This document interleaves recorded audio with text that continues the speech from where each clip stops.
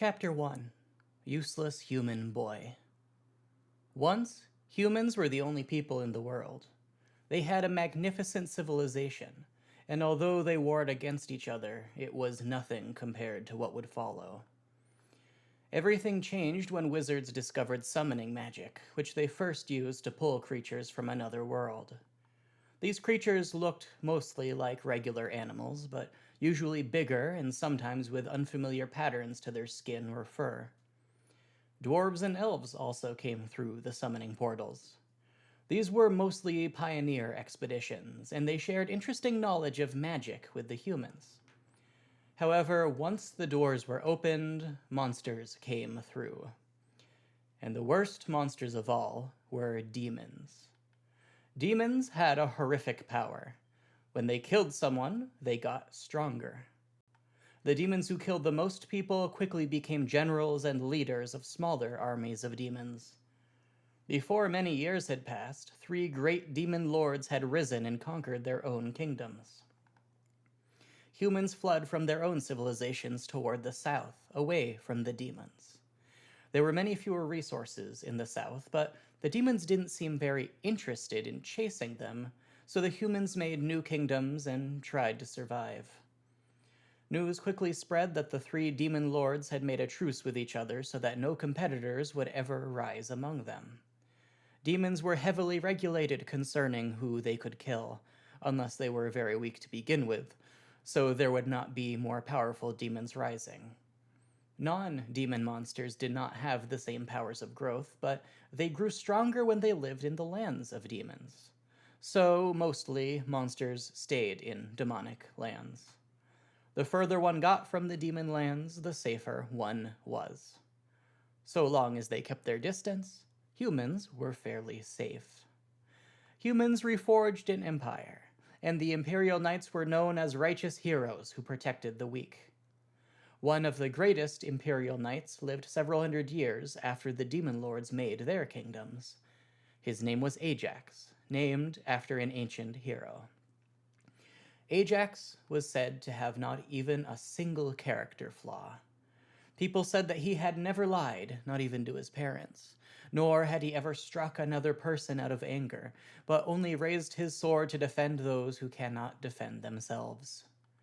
He was rumored even to be a friend to the emperor himself. So it was a great mystery when Ajax took his wife and young son and left the capital, going to live in a village to the very far south. It was rumored that Ajax had been putting on a front his whole life, that he was actually a cruel and selfish man who had used his position to take whatever he wanted, and that the emperor had exiled him upon learning the truth. But Ajax lived a good life as a village farmer until he died several years later. He left behind his wife, son, and his newborn daughter. About 10 years later, his son Achilles was 16, and was, unfortunately, a useless boy. The village was small, and everyone was supposed to work hard to help everybody else. There are few resources in the area, so farming was very careful work, and a single animal getting sick was a great tragedy, because if it died, nobody could eat its sick meat. Achilles hated working. Though he was proficient in tending to vegetables and animals, he didn't enjoy doing it, and often shirked his duties. He preferred to practice with a sword. It was really a stick that he swung in sword drills he had invented. His mother was exasperated by this. "I know you want to become an Imperial Knight," she said, "but you would have needed to start at the age of 10. You would have needed to be in the Imperial Academy 6 years ago, and then be chosen in 2 years to assist another knight on his journey." She said fate had decided he was to be a farmer, so it was his duty to be the best farmer he could be. Achilles was to work hard, so that when he was a man, he could marry a good girl and have a good family with her. Achilles hated hearing this. He was ashamed that, even though his father had been an Imperial Knight, that he could not follow in his footsteps. He had no idea why his father had left the capital to live in this village, nor why he had chained up his sword and kept it in the cellar, and why Achilles wasn't allowed to touch it. He told himself every day that he simply needed to practice in his free time, so that when he was a man he could leave for the capital. By then, he would have developed his own martial arts. They would take the place of the training he would have received at the Imperial Academy, and probably be better, because they were unique and original. There were some other children about his age in the village, and none of them liked Achilles very much because he didn't care about the things that they liked to do. He didn't enjoy dancing on festival nights, and he didn't enjoy going into the woods and throwing rocks into the stream. No, whenever Achilles had free time, he was training. The village was very far from the demon lands, about as far away as one could get in the country.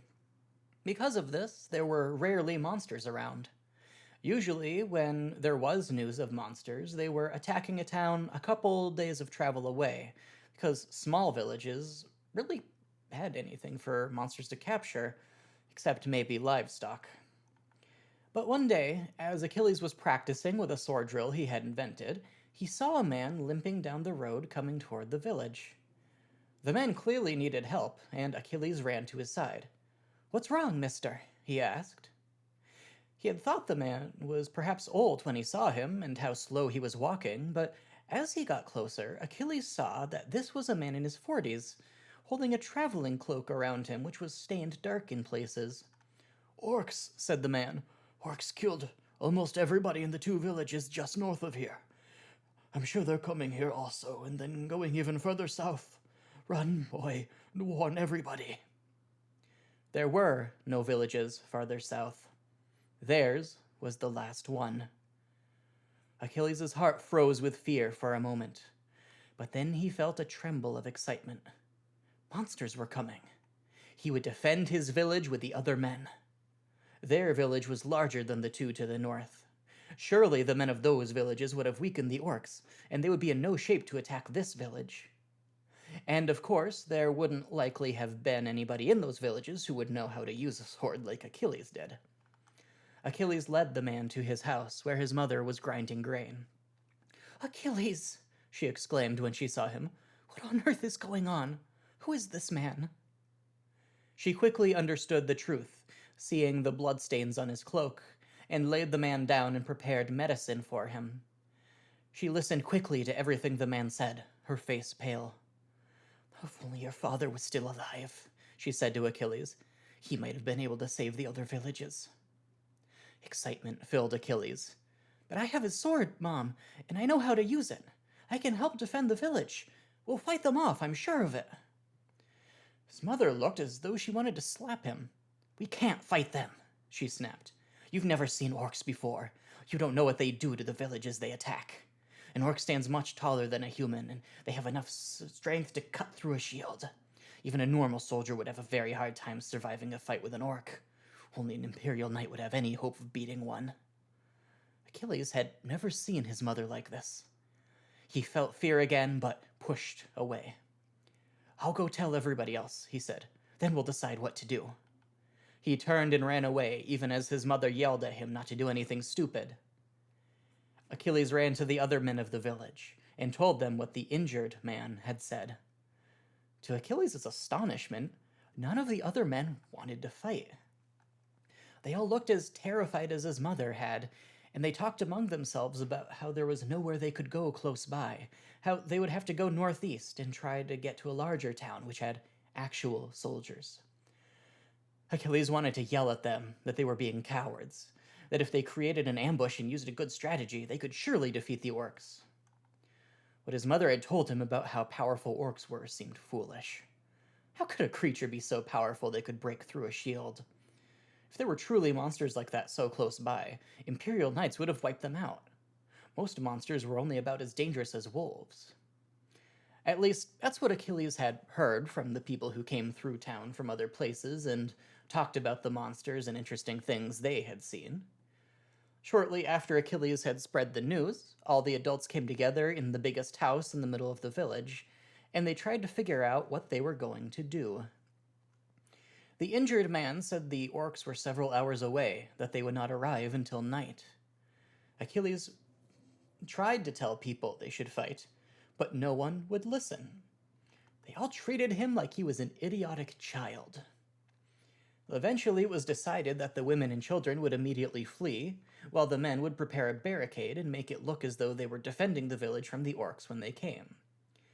Hopefully, the orcs would not immediately go searching for the women and children. The men would then flee in a different direction, and hopefully lead the orcs away and outrun them. After all, the orcs had just destroyed 2 villages. They must be exhausted. Achilles decided he needed to take the role of the man of the house and help his mother pack everything up. They didn't have much. When they got to wherever they were going, they could fit all their belongings within a small city apartment. Achilles' mother said that he had once lived in a large house in a city, but he could not remember that. They had left the capital when he was only 6, after all. His sister, Diana, had never lived in a city at all. She had been born in the village. Being 10 years old, Diana was bright and glowing and full of life. She and Achilles had golden, curly hair like their father, not like their mother's prematurely gray hair, which had turned that way from stress. Diana understood that monsters were coming, but she didn't seem to register the gruesome aspects of everybody being murdered. She did understand that they were being driven out of their home, and this made her cry. But Achilles gave Diana a tight hug and told her he would protect her and their mother, no matter what. He said that everybody in the village was going too, so they weren't really leaving anything behind. When they moved somewhere else, it would just look a little different, but they wouldn't have really lost anything. Diana calmed down after that and returned her brother's hug. However, Achilles was not allowed to stay back with the grown men to barricade the village and pretend to defend it. He argued with his mother a long time about this, loudly, and eventually she grabbed him by the shoulders. "This is the moment where you show me you can be a man," she said. "You show me you can protect your family as your father protected his. You come along with us so that nothing will happen to us. Do you understand what I need you to do, Achilles?" Achilles understood that, on some level, his mother was treating him like a child. She was making what she wanted him to do sound more appealing. But he also understood that what she said was true. It wasn't as if the other men of the village even intended to face the orcs. They only wanted to give the impression they were going to defend the village. Achilles might as well be with his family so that he could protect them on the road. So he agreed. "All right, Mom, I'll stay with you and Diana." They put their belongings in a cart and had their 4 goats pull the cart. Achilles' father's sword was at the bottom of all their belongings, for his mother said he was not allowed to touch it. Achilles carried his practice sword instead, which was a heavy stick. It would do the job better than nothing. They traveled on a path in the forest along with the other women and children of the village. Trees loomed over them, their leaves orange and red as the season turned to fall. The wind whistled through the trees, bringing sounds like footsteps nearby.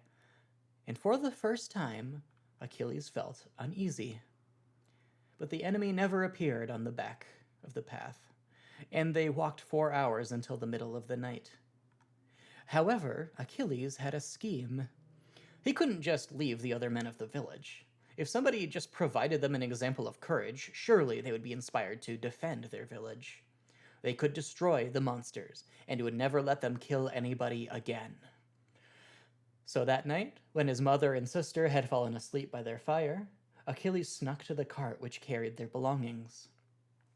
He held his breath tensely as he rummaged, and finally felt the cold, heavy object at the bottom. He withdrew the sword gently, its sheath chained to the crossguard so tightly that it didn't even rattle. This was the first time he had held it. Achilles couldn't draw it because the chains were welded shut. However, it was his father's weapon. It would be a better weapon than a simple stick, and Achilles believed his father's noble spirit would bless him through it. The travel from the village had been agonizingly slow. The path was narrow, not intended for carts drawn by goats and pigs. When Achilles sprinted back down the path, he covered it in only an hour's time. It was midnight by then.